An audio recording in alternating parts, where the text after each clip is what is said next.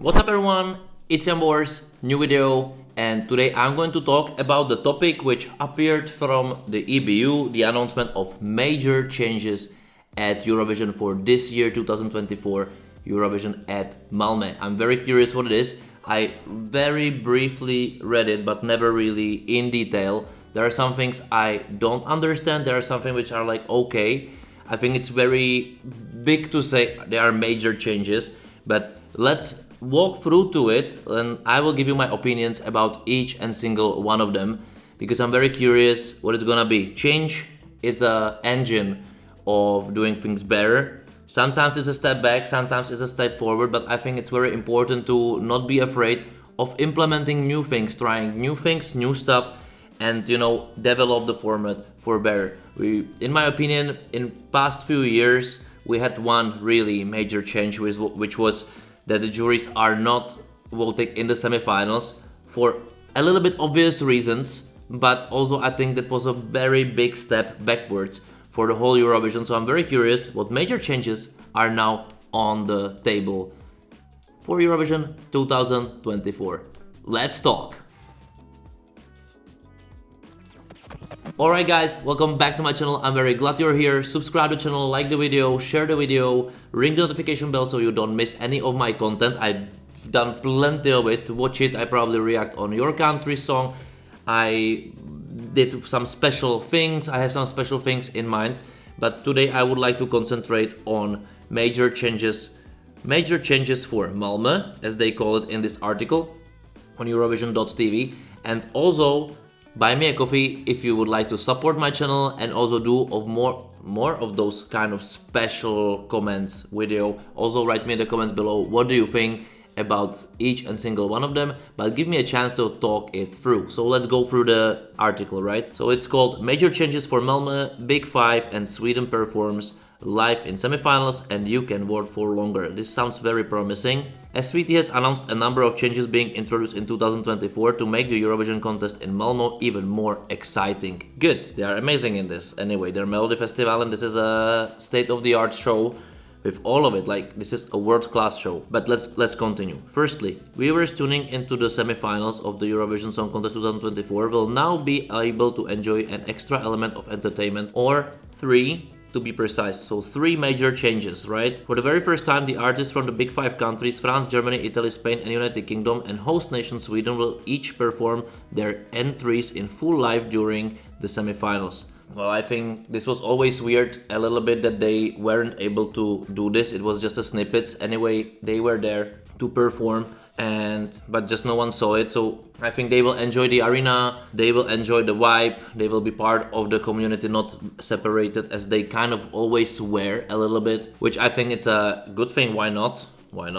In previous year, just as a short clip of each of the rehearsals was played during the semifinals, now the Big Five and Sweden will be able to step onto the Eurovision stage and showcase their entries to viewers live alongside the competing acts. This is okay. In the semifinals, the Big Five and Sweden will be performing on the same night that they have been drawn to vote in. A draw took place back in January, so Germany, Sweden and United in semifinal 1, France, Italy, Spain in semifinal 2, and you won't have to wait for the interval to see the songs. The three additional performances in each semifinal will be slotted in between the competing countries' acts.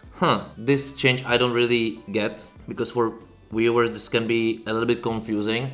Let's see how it's gonna end up, because they are not competing, right? So why they interfere into competition? Why they are not more like interval or after voting? That would make actually more sense to me than mixing them with the competition, because they are not competing. They are already having the biggest advantage of them all to be automatically in the finals, and now they will be mixed in between. I kind of think that this is a confusion part. The other thing which can be good from SVT's producer side, that they have a little bit more 3 songs variety to put in case they want to change the tempo, to give a little bit a different vibe. But I'm very curious which countries will then say like, come on, but you completely put it and outshined us. Not really think that placing something who's not competing and not as an interval act into the competition, where really depends who's each after. There's speculations all the time, like if I was third and before me it's not this country, would be better.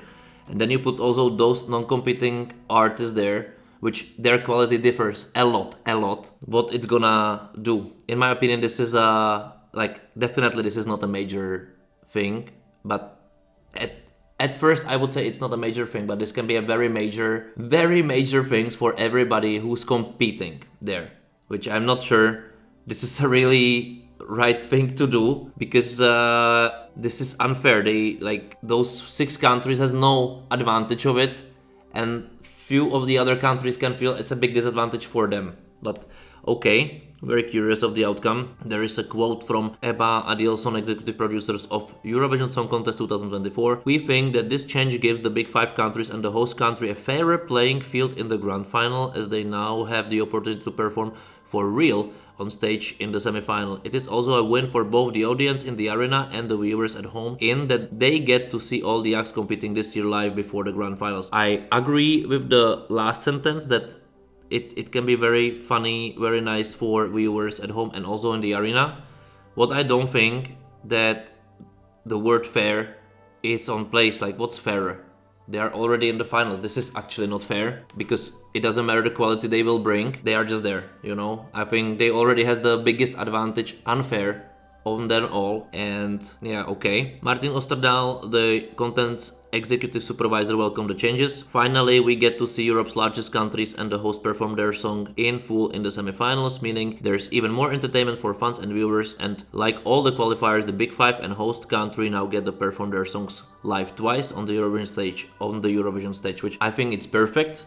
In this quote makes sense. I wouldn't use the word fair, but definitely it's nice that we will see them really live in the arena. Anyway, they were performing it live before, and the clips we saw, they were made live also, you know. They are just they're not edited even, they are just done like they really performed it, but without the audience, without the audience at home.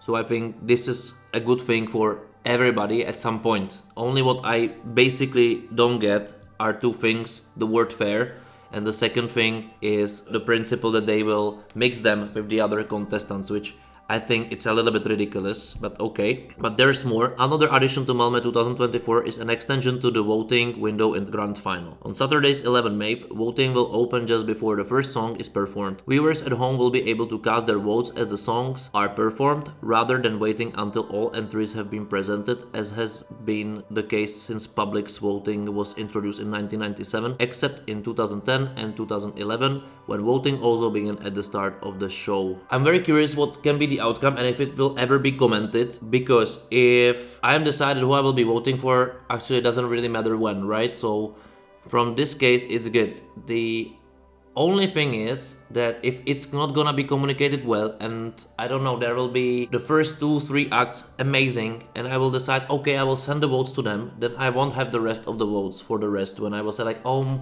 maybe I should send them differently, which definitely gives the advantage to the songs which are starting than to which are ending kind of the show. Even though I don't have very clear statement on this, because I think it needs to be tested. I think they're doing something like this in Melodifestivalen, where fans of each act basically are voting immediately, and then the ones who don't know who to vote for, but it's a different thing on the local stuff, and it's very different in the all European stuff, because the diasporas will have more time to vote. They don't need to wait. And that's, I think it's a danger in there. They wouldn't get the doubt of, okay, I will send the votes to my act, but I also will send this to this certain act because I really, really liked it. Maybe they won't have votes anymore, and the passion or the dilemma is gone. So in my opinion, this is a double-edged sword, especially when I did my statistics from previous years, and we see that the diaspora voting, also diaspora neighbor voting, it's a huge thing. And in this case, it will even be a big disadvantage for the countries who are not having those votes historically. For example, Czechia, Austria.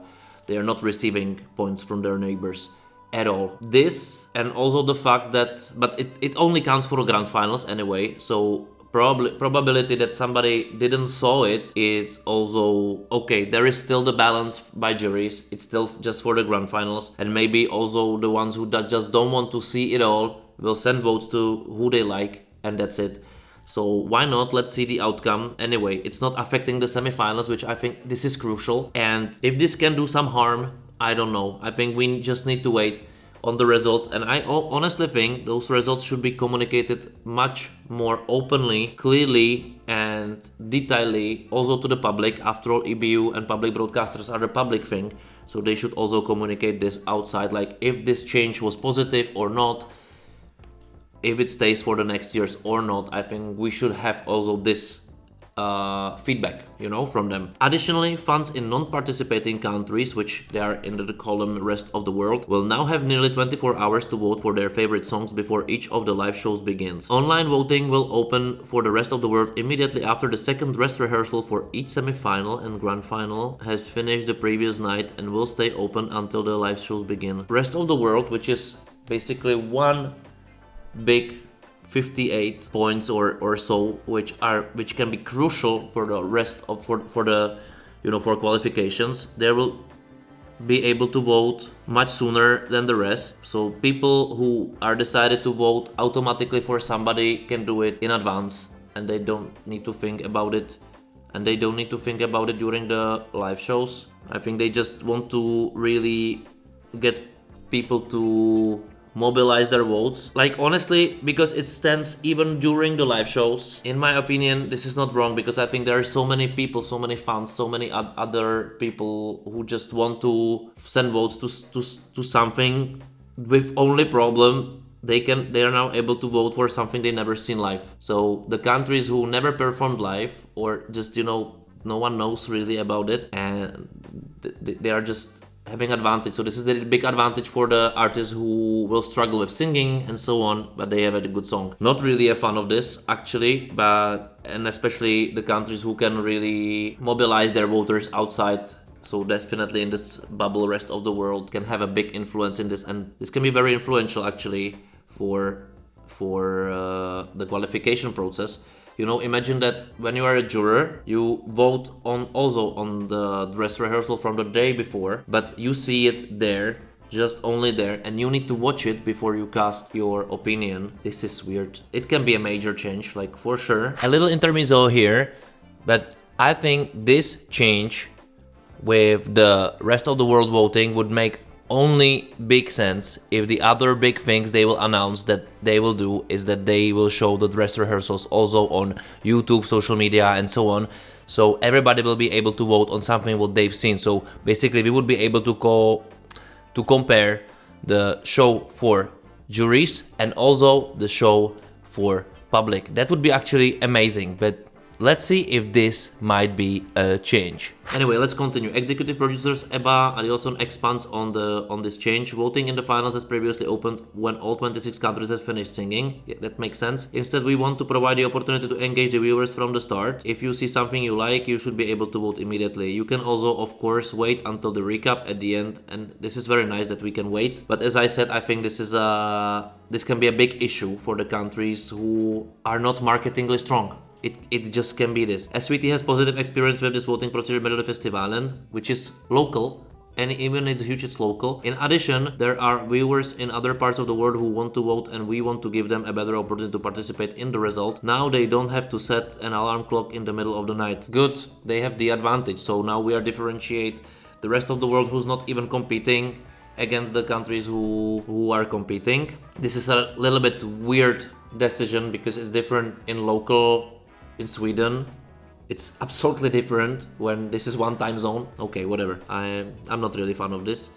Martin Osterdal adds, by the time voting opens for the grand final, every participating song will have been performed on stage, so viewers will have had the chance to see all the acts competing to win this year's show. The Eurovision Song Contest is always evolving, and with more performances and chances to vote, it promises to be the most exciting edition yet. Like, about excitement, I have no doubts about it. I'm more talking about the more fairness which the competitions should have to be more. I I would rather have like more transparency, like the completely transparency in the process or something like this. That I think Eurovision need much more than those things, because I think it's exciting anyway. But okay, why not? Let's see. This is very hard to judge now. It can be crucial. I think the most crucial still is that the big five countries are performing and somebody is calling it. It's more fair stance.